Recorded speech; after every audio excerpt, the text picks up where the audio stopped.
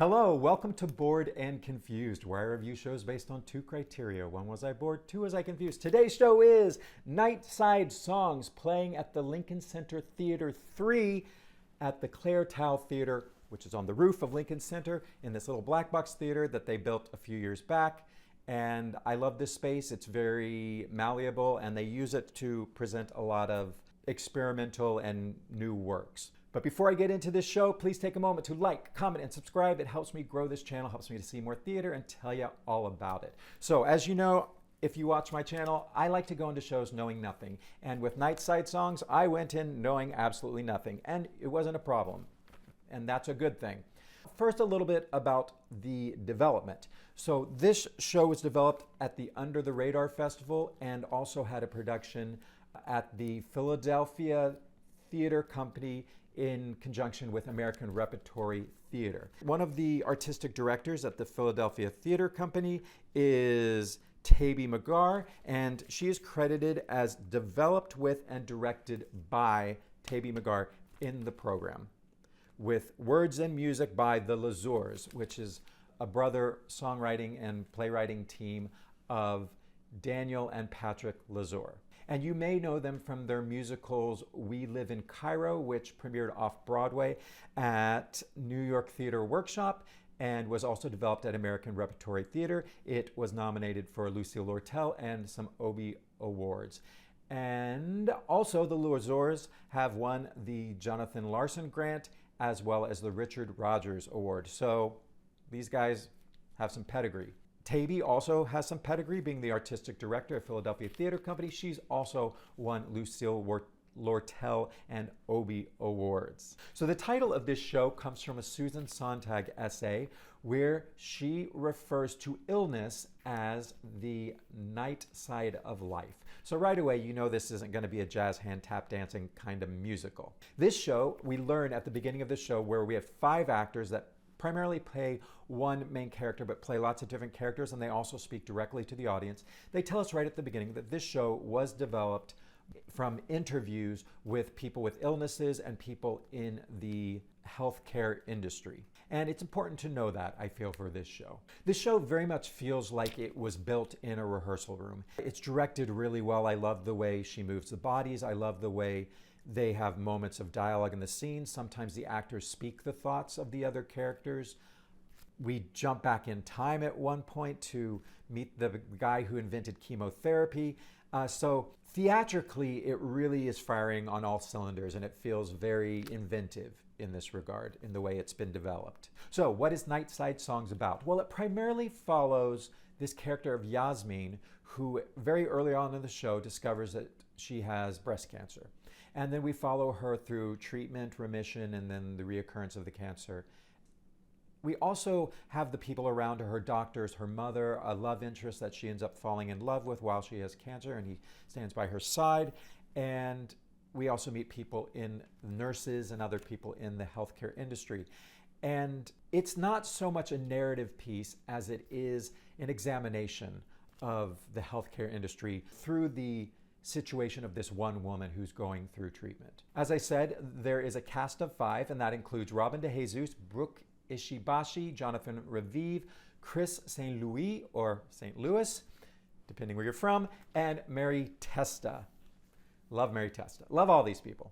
And as I said, they each have a primary character, but they move through a lot of characters of different gender, different ages, and it could be confusing, but the direction keeps everything very clear and actually very interesting, very dynamic. So before I get into it is worth noting that right as this show started and they talked about cancer and interviews, I wrote a song cycle about, I guess, 10 years ago where I interviewed 21 women dealing with breast cancer at various stages. And I wrote a song cycle on that. And then recently, about a year ago, a director asked me to take that song cycle and rework it into a narrative piece that would give us characters we could focus on. So right away when they said that this is what this is about, I was like, oh, okay, I know this world. I've kind of, the same thing that these writers went through, I've done a very similar kind of project. So I think that informed me in a way that maybe other audience members would not have been informed.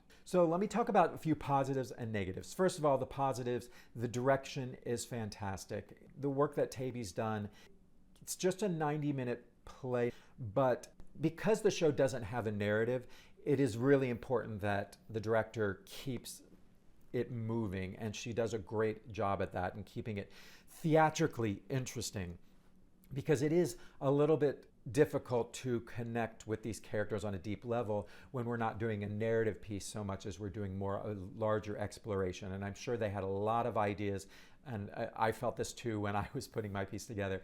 You have so much information, but you really have to narrow it down and decide what you want to focus on. There's not really a set, just a few props, and there's this piece that hangs over the proceedings made of these blue glass bottles. The sculpture is designed by Matt Saunders, and Taibi does a great job of just moving the bodies constantly through the space. As I said, we're kind of 3/4 around, but I never felt like I couldn't see. It was all done very well, and there was a lot of movement, a lot of excitement with the direction of this show. Across the board, the cast is excellent. One note, though, Ramen DeJesus sadly had a death in his family and was not there at this performance, and he also shares the role of Player 2, Dr. Verlaine, with Taylor Trench, who I believe did the show in Philadelphia, but he must have not been available either.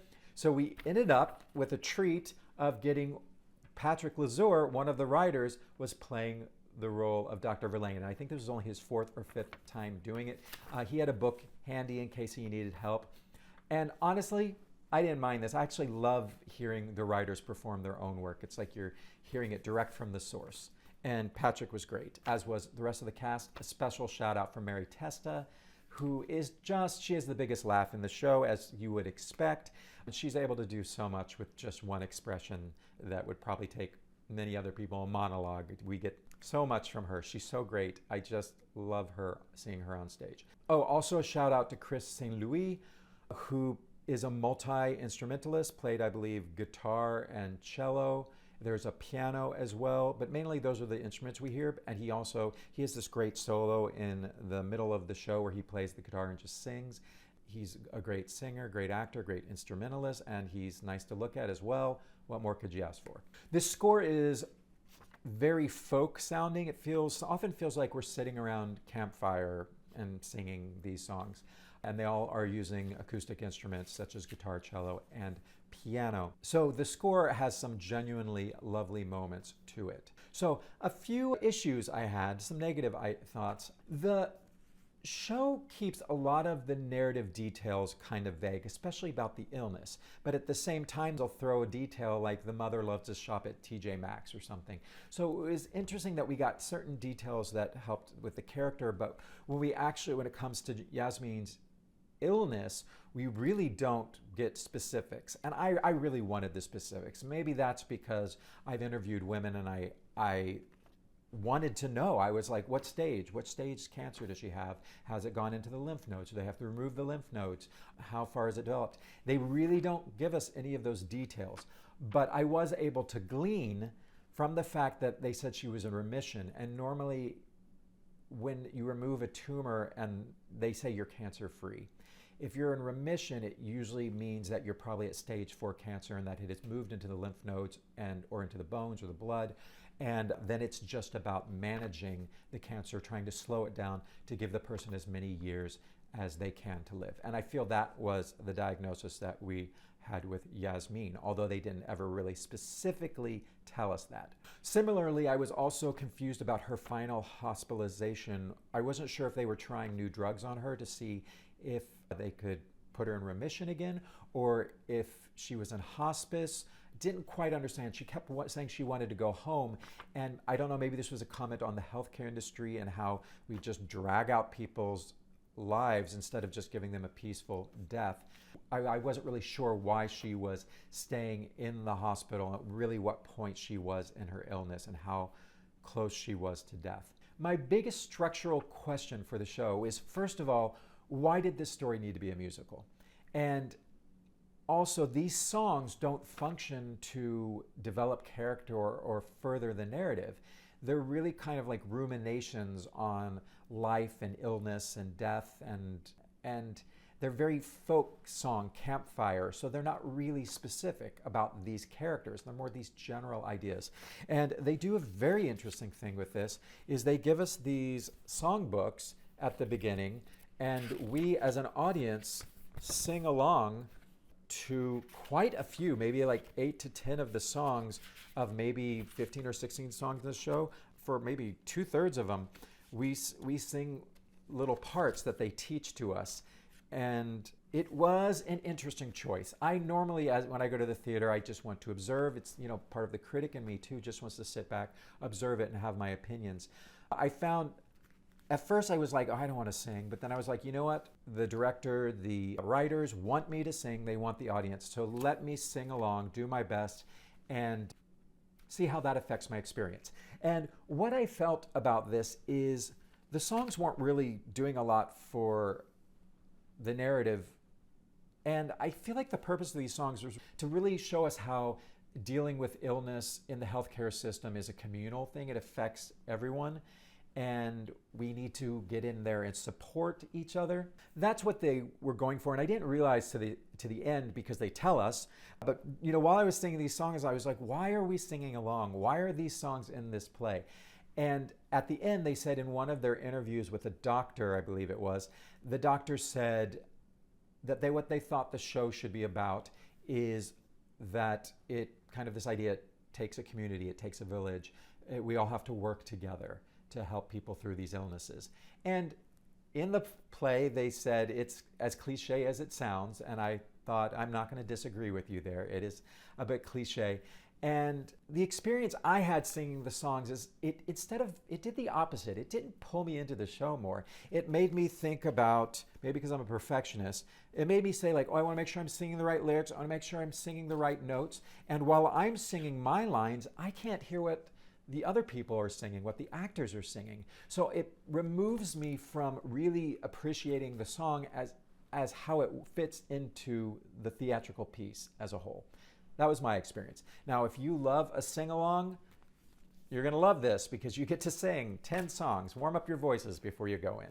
Also, I thought the show would have been a good 20 minutes shorter if they didn't have to teach the audience a lot of these songs. Also, I mentioned the part where Kris Saint-Louis played the guitar and did the solo, and it was absolutely beautiful. But he was playing this character in Santa Cruz, and I can't remember. I was confused. There was like this whole segment of Santa Cruz, and I think maybe Yasmine had gone there as a child or something, or the mother. I was confused why we're in Santa Cruz, why this guy was important to the story.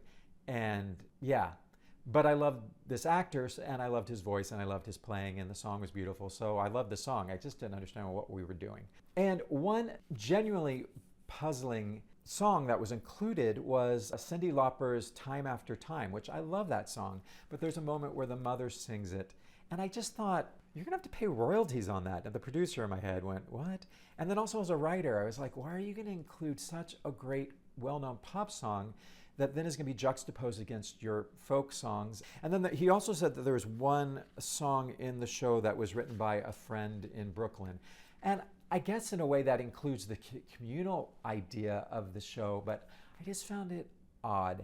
The music sounded lovely. It just really wasn't being used like a typical musical. And that's what I think makes this show appropriate for LCT3, is that it is an experimental kind of show. It was based on interviews, and they're using folk songs that don't really further the plot or develop the characters, and we're having the audience sing along, and it's done in this open space. It feels a little bit like a concert as well as a theatrical experience as well as a play. So this show is very appropriate for this space. And if you like something new and interesting and unusual and you don't mind singing along, then I think you're going to really enjoy seeing this. I really enjoyed Nightside Songs just for the inventiveness of the theatricality and the inventiveness in the storytelling. So, sum it up with bored and confused. Was I bored? No, I wasn't bored. Like I said, the director kept things moving, and the actors were good, and it was interesting the way things were working. But at the same time, I was never really emotionally involved in the character, because we meet her when she gets sick, and we don't ever really know who she is. She's defined by her illness in many ways. And the thing that I was really drawn to was the fact that the mother found a way to bring this ex-boyfriend back into her life while she was sick, and he basically fell in love with her, or maybe he had never stopped loving her, but basically they fell in love and got married while she was sick and fighting cancer. And to me, that is so fascinating, and I would have really loved to heard a song about his perspective. Because I think if I was dating someone and they're sick, I would be thinking about, wow, I love this person, but wow, the commitment this is going to mean. I'm signing up to be their caregiver, and they may die in 5 to 10 years. So I would have liked that to have been more developed. That would have given me more heart into the character as opposed to this kind of communal general aspect. There was one monologue where she just talked about the expense of her treatments, which was very interesting, but we never really saw how she paid those bills. She basically told us she didn't have the money to pay this, but then we never came back to that. So there was a lot of kind of touching on these ideas within this larger healthcare industry and how it affects people, but I really wanted more in the character. Okay, just got off on a tangent there, but wasn't bored because it was directed and it was so interesting in the theatricality. Okay, so was I confused? Well, all of the things I just said, yes, I was confused a little bit. I wanted details. I wanted just more details about the characters. I honestly wanted something a little more traditional, but that's not what this play is doing. And I guess my main confusion was why are we singing? You know, and that was answered towards the end, but I just didn't, I don't know. I didn't think it was necessary. Comment below though, if you've been in a show and you sang along, were you like, yes? When you see Mamma Mia, do you sing along? Does it annoy the people around you? Let me know what you think about participatory theater where you sing or dance or whatever and really join in. Okay, so let's wrap this up. Nightside Songs is genuinely an unusual piece of theater that you should go see for that reason. It's very communal. There's a lot of heart. It's very sincere. In a way, this show really wears its heart on its sleeve.